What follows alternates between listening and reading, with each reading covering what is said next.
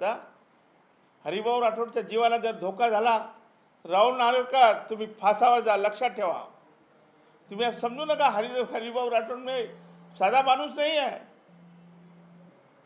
हरिभाऊ राठोड एक विद्वान माणूस आहे, संविधानिक अभ्यासक आहे, एक विचारवंत आहे आणि म्हणून हा देश माझ्या पाठीशी उभा राहील. तुम्ही महाराष्ट्र काय सांगता, देशात तुमच्या विरोधात हे सगळं पेटणार आहे, लक्षात ठेवा.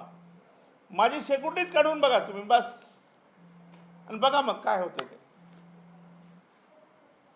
एवढंच बोलायचं.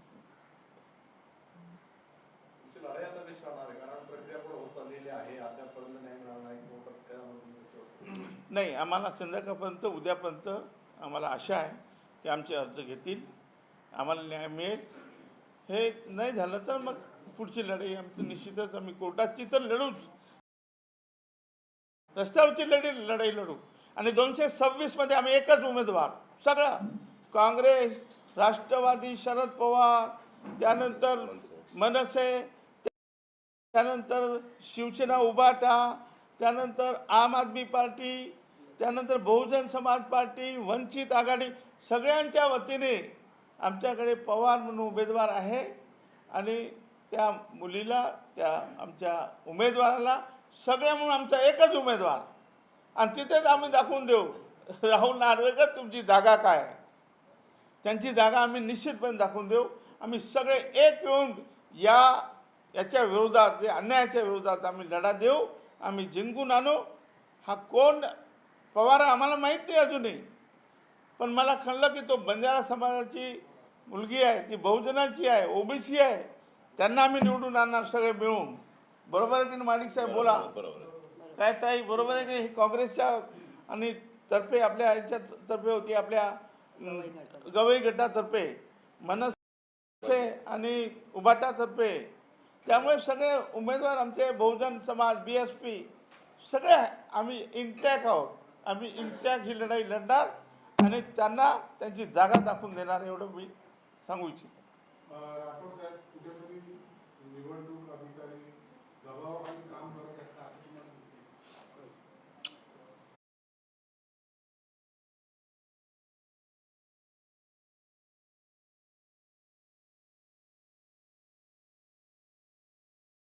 आमचा मुद्दा आहे की आता आम्ही जस्ट साहेबांना भेटून आलो, वाघमारे साहेबांना, आणि त्यांना सगळी परिस्थिती सांगितली तिथली. सुरुवातीला तर मी विनंती केली की साहेब तुम्ही स्पॉटवर चला, तुम्ही यांना आपल्या हे कमिशनर काय ना त्यांचं भूषण गगराने बोलवा, पोलीस कमिशनरला बोलवा, पत्रकारांना बोलवा आणि स्पॉट इन्क्वायरी करू आपण, काय झालं आहे, ऑफिस म्हणजे काय याचा उलगडाव झाला पाहिजे. तर म्हटलं एक कॅबिन आहे, आता ही कॅबिन आहे, साहेबांची कॅबिन आहे, बरोबर. हे बाहेर जे आपले कर्मचारी ते ऑफिस आहे त्यांचं, बरोबर. आणि त्याच्या बाहेर त्यांनी एक टेंट लावलेला आहे, टेंट त्याला काय म्हणतो, बूथ लावलेला आहे, टेम्पररी बूथ. ब क काय नाव दिलं त्याने, 225, 226, 227 वगैरे, बरोबर.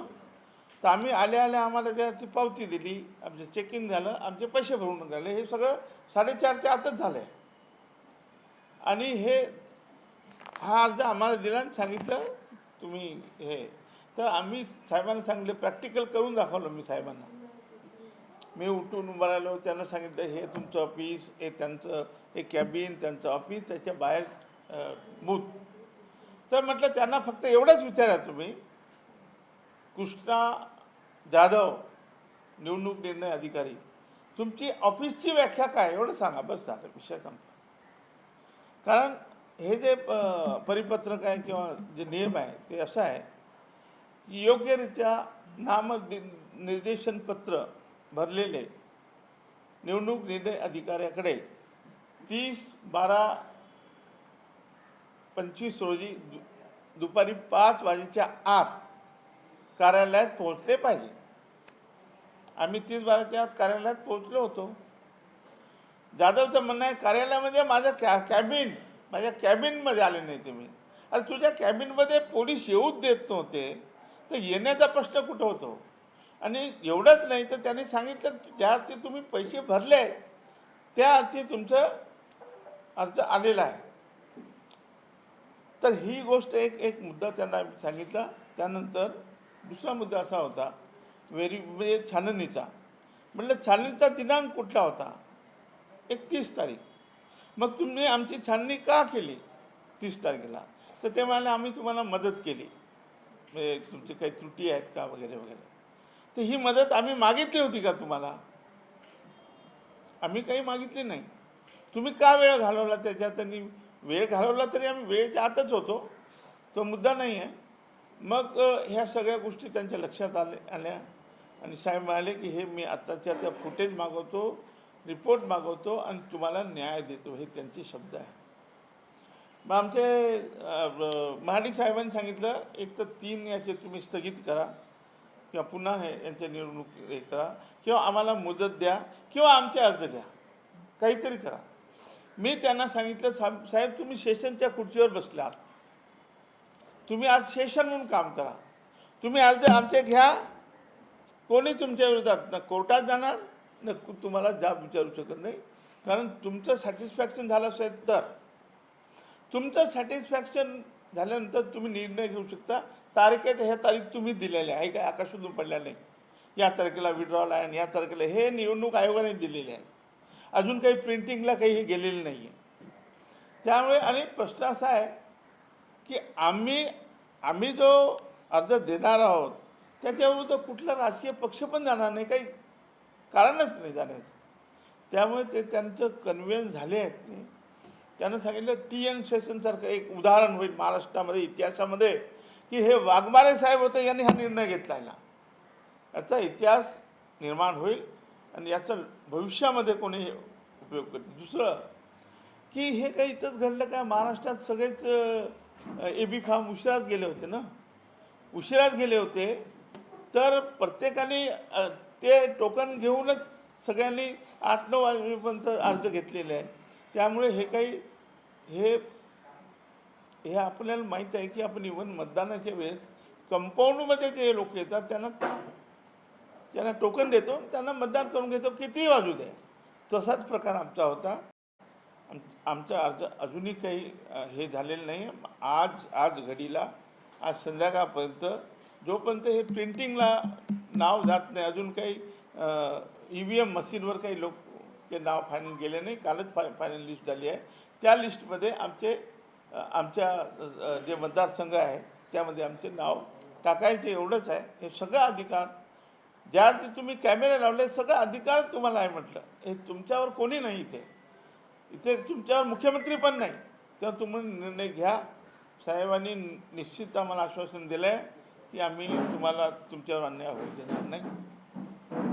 त्यामुळे हे दुसरं जे काही एपिसोड घडलं आहे नार्वेकराबद्दल हे अत्यंत निंदनीय आहे. आमच्या समाजातून तर एक उठाव झाला, बहुजन समाजातून. हे असं कसं घडलं? हे सगळे आता मोर्चे आंदोलन करायला मागतायत. मी म्हटलं मोर्चे आंदोलन परवानगी करून घ्या, रस्ता रोको सगळंच सुरू होणार आहे आता. कारण तुम्ही कोणाला धमकी दिली? हरिभाऊ राठोडला. हरिभाऊ राठोड मजाक आहे का? हरिभाऊ राठोड एका बंजारा समाजाचा नेता आहे, ओबीसीचा नेता आहे, एक देशाचा नेता आहे. तुम्ही त्याला धमकी देता, त्याची सिक्युरिटी काढायला सांगता.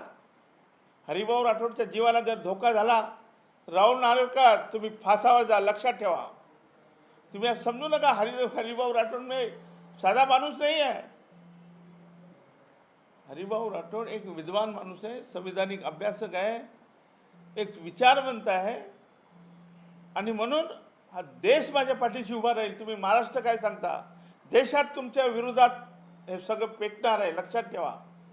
माझी सेक्युरिटीच काढून बघा तुम्ही बस, आणि बघा मग काय होतं ते. एवढंच बोलायचं.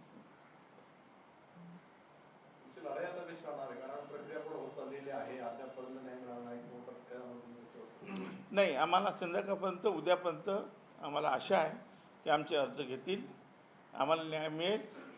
हे नाही झालं तर मग पुढची लढाई आमची निश्चितच आम्ही कोर्टाची तर लढूच, रस्त्यावरची लढाई लढू. आणि 226 आम्ही एकच उमेदवार, सगळा काँग्रेस, राष्ट्रवादी, शरद पवार, त्यानंतर मनसे, त्यानंतर शिवसेना उभाटा, त्यानंतर आम आदमी पार्टी, त्यानंतर बहुजन समाज पार्टी, वंचित आघाडी सगळ्यांच्या वतीने आमच्याकडे पवार म्हणून उमेदवार आहे आणि त्या मुलीला, त्या आमच्या उमेदवाराला सगळे म्हणून आमचा एकच उमेदवार आणि तिथेच आम्ही दाखवून देऊ राहुल नार्वेकर तुमची जागा काय आहे. त्यांची जागा आम्ही निश्चितपणे दाखवून देऊ. आम्ही सगळे एक येऊन याच्या विरोधात, जे अन्यायाच्या विरोधात आम्ही लढा देऊ, आम्ही जिंकून आणू. हा कोण पवार आम्हाला माहीत नाही अजूनही, पण मला कळलं की तो बंजारा समाजाची मुलगी आहे, ती बहुजनाची आहे, ओबीसी आहे, त्यांना आम्ही निवडून आणणार सगळे मिळून. बरोबर आहे की नाही माणिक साहेब? बोला. काय ताई, बरोबर आहे की ही काँग्रेसच्या आणि तर्फे आपल्या यांच्या तर्फे होती, आपल्या गवई गटातर्फे, मनसे आणि उभाटातर्फे. त्यामुळे सगळे उमेदवार आमचे बहुजन समाज, BSP सगळे आम्ही इंटॅक आहोत.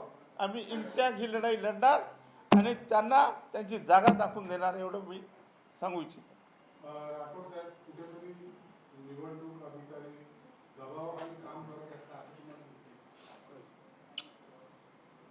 अर्थात एक तर त्या दबावाखाली असले पाहिजे, नाहीतर त्यांना नियम कानून कायदे माहीत नाही आहे. टोकन द्यायचा अर्थ त्यांना कळला नाही आहे. रिसीट दिली त्यांना, आधी तर आम्हाला सांगितलं हे टोकन मी दिलंच नाही म्हणे. मग आमच्याकडे एक रिसीट आणि आमची सही आहे कुठे म्हणे. मग सही मिळाली, त्यांची सही दाखवली त्यांना. त्यानंतर हे मी म्हणाले हे जे चेकलिस्ट आहे हे कोणी दिली आहे? ही त्यांची चेकलिस्ट आहे, आम्हाला तर दिली नव्हती. ही त्यांच्या ऑफिसची चेकलिस्ट आहे. तर चेकलिस्ट त्यांनी दिली, पैसे भरून घेतले आणि टोकन दिलं, काय विषय संपला. निवडणूक अधिकाऱ्यांनी आयोगाकडे जो आता अहवाल दाखल केला त्यात म्हटलेलं आहे का तुमचा उमेदवार हा प्रत्यक्ष त्या कार्यालयात पोहोचलेला नव्हता, तर तो त्या परिसरामध्ये होता, त्यामुळे तो अर्ज दाखल करता नाही आला. कुठे कोणाच्या उमेदवाराला? तुमचा जो काही उमेदवार होता. कोणी माझा काही, हे सगळे उमेदवारच आहे ना. नाही, हे उमेदवार माझाही उमेदवार उपस्थितच होता. कार्यालयात नव्हता तर तो परिसरामध्ये त्या होता. नाही, कोण म्हणतो सर? अहवाल निवडणूक आयोग नाही कुठे चेक माझा म्हणजे वैयक्तिक माझा सोडा हो तुम्ही. मग यांचं काय? माझा उमेदवार होता तिथे, असं काय करता? असं म्हटलंय की 8 तासांची सीसीटीव्ही फुटेज सुद्धा त्यांनी चेक केलेली आहे. हो, त्यात पण तथ्य नाही वैयक्तिक का घेता तुम्ही? हरिभाऊ राठोड सोडा, माडिकचं घ्या. माझा उमेदवार नव्हता ना, माडिकचा होता ना, बहुजन समाजाचे होते ना. माझा उमेदवार होता माझ्यासमोर, आम्ही चहा पेलो, माझा मुलगाच आहे तो. तर माझा उमेदवार का नसणार आहे? माझा उमेदवार नव्हता असं कसं म्हणताय तुम्ही? याला काही अर्थ नाही आहे. आणि त्यामुळे हे सगळे मार्गारेट मॅडम, आता हे सगळे आम्ही होतो, काही विषय नाही. आता इलेक्शन आयोगांची भेट घेतलेली आहे आणि सर्व स्पष्टीकरण झालेलं आहे त्यांच्यासमोर. आणि साहेबांनी जे काय विषय मांडायचा होता, पॉईंट टू आर्ग्युमेंट त्यांच्यासमोर झालेला आहे. आणि हा सगळा विषय झाल्यानंतर त्यांनी आम्हाला प्रॉमिस केलेलं आहे की मी तुमच्यावर अन्याय होऊन देणार नाही, याची दखल घेतल्या जाणार आणि संध्याकाळपर्यंत आम्ही तुम्हाला पूर्ण माहिती फोनवर किंवा समोर बोलवून आम्ही तुम्हाला ही माहिती देणार, पण दखल घेणार आणि तुमच्यावर अन्याय होणार नाही, हे इलेक्शन आयोग कमिशनर वाघमारे साहेबांनी आम्हाला हे सांगितलेलं आहे. आम्ही 12 उमेदवार आहेत आणि त्याच्यामध्ये जर बघायला गेलं ही पूर्ण प्रक्रिया जर त्यांनी चेक केली फुटेजमध्ये, तर एक प्रकारचं वेगळंच तिथे वातावरण निर्माण झालेलं. असं वाटत होतं कुठचा तरी मेळावा लागलेला आहे आणि त्या मेळाव्यामध्ये आम्ही काहीतरी गुन्हेगार आहोत.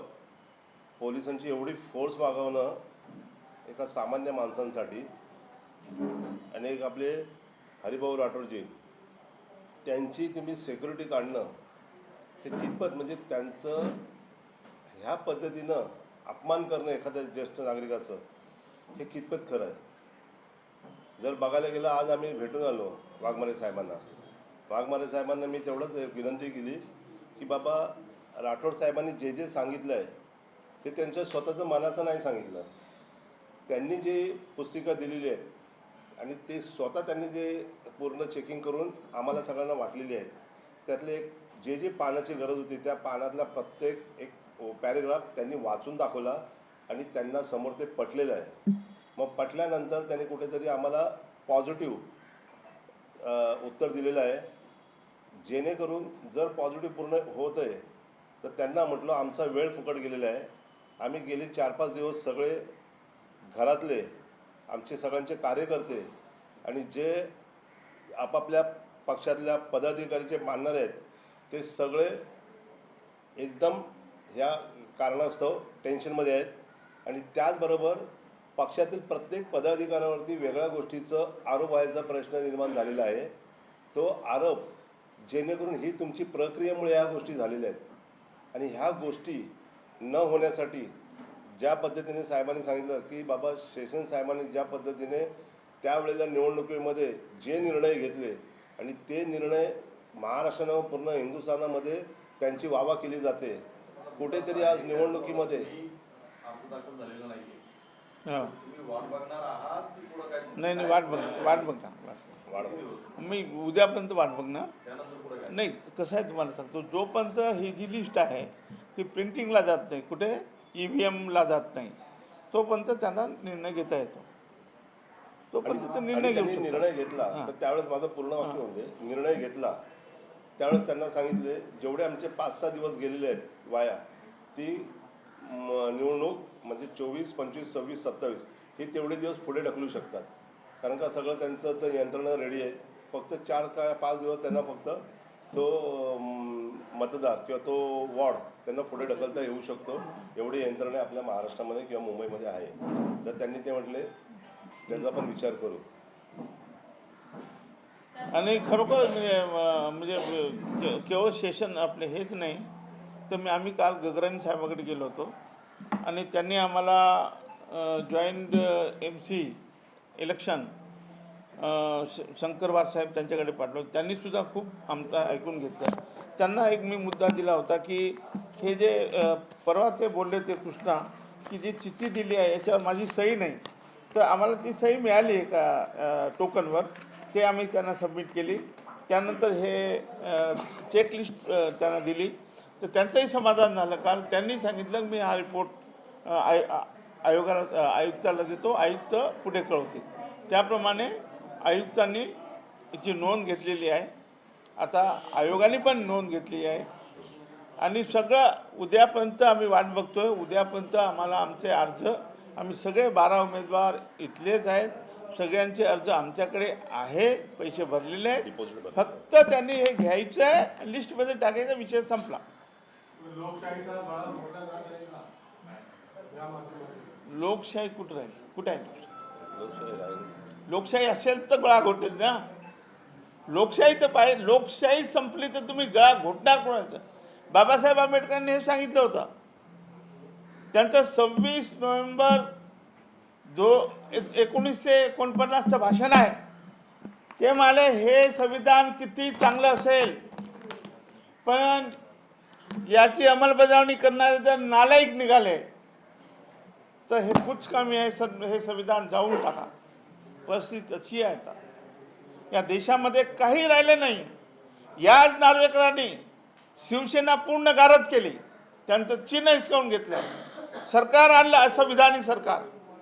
दुसऱ्यांदा परत राष्ट्रवादीचं चिन्ह गेलं. एक शरद पवार सारखा एक काय बलाढ्य माणूस त्यांच्याकडनं तुम्ही हिसकून कोणाला तरी त्यांचं घड्याळ देऊन टाकलं. लोकांच्या डोळ्यात अजून अश्रू आहेत. हे सगळं एक ना एक दिवस असा येईल या महाराष्ट्रात, या देशामध्ये उठाव होईल, उठाव जनतेमधून उठाव होईल आणि पैशाचं माज आणि हे जे काही चालू आहे ना, नसताना भूत करण्यात काही वेळ लागणार नाही. आणि त्यामुळे ती वेळ आलेली आहे. त्यामुळे तुम्ही म्हणता ना लोकशाहीचा गळा घोटला, लोकशाही राहिलीच नाही तर गळा कुठून पकडणार? लोकशाही कुठे दिसतच नाही. कुठे असा गळा घोटणार आहे? संपली लोकशाही. हुकुमशाही आहे, हुकुमशाही. हे हुकुमशाह निर्माण झालं. हे इंग्रज आहेत, इंग्रज चांगले होते. इंग्रजांनी अनेक न्याय दिला आहे आपल्याला. हे इंग्रजाच्या पलीकडे आहे आणि त्यामुळे आपण पारतंत्र्यात आहोत. सगळे पारतंत्र्यात आहे. BJP हुकुमशाह आहे. BJP इंग्रजाच्या जागेवर. BJP नाही तर इंग्रज सरकार आहे. BJP सरकार नाही, इंग्रज सरकार. लक्षात ठेवा. तुम्ही जर निवडणूक अधिकारी तुमच्या बाजूने जर निर्णय नाही आला तर कोर्टात वगैरे जाणार काही कोर्टात जायची गरज नाही. आम्हाला वाघमारे साहेब निर्णय देतील, आम्हाला विश्वास आहे. उद्यापर्यंत आम्ही थांबतो.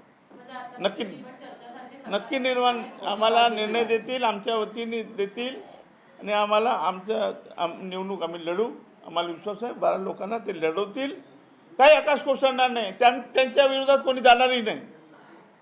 तेही सांगितलं त्यांनी जर निर्णय घेतला कोणी कोर्टात जाणार नाही. त्यांच्यावर कोणी नाही आहे. मुख्यमंत्रीसुद्धा काही करू शकत नाही. त्यांना आदेश देऊ शकत नाही मुख्यमंत्री. तुम्ही यांचे का अर्ज घेतले विचारू शकत नाही.